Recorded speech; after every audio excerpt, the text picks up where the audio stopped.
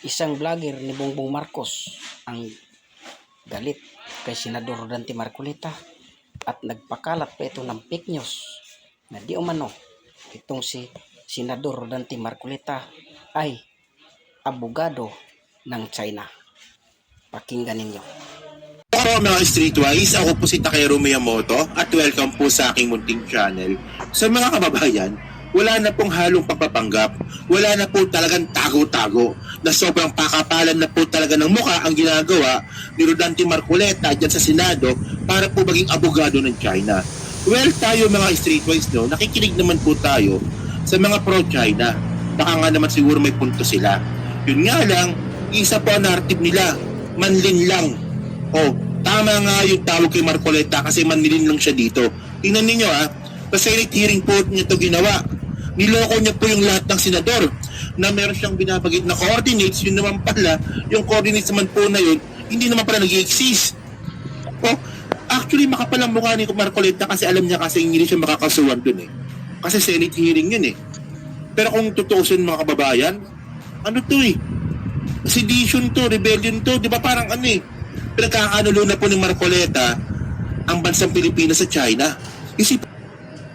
Grabe kung makapanglait ito kay Senador Rodante Marcolita. Pakinggan ninyo. Diyan po siguro na ni Marcolita yung 6.1 na yan.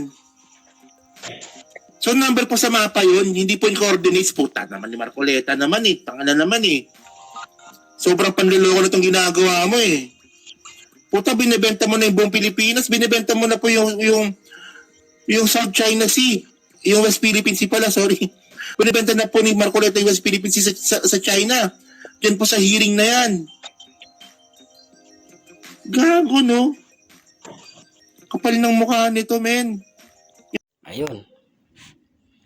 Binibinta daw ni Senador Rodante Marcolita sa China ang West Philippine Sea.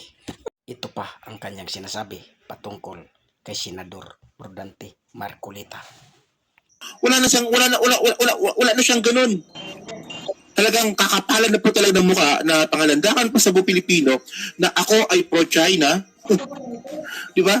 Ako ay sumusuporta sa China, abogado ako ng China sa Senado. Kapal, men. Ba? Oh, kita nyo.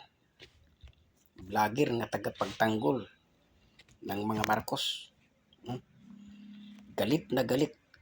Gustong manakit kung ano lang ang kaniyang mga pinagsasabi at pang-iinsulto kay Senador Rodante Marcolita.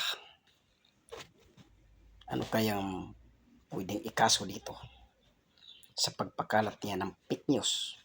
Di umano itong si Senador Rodante Marcolita ay naging abogado ng China.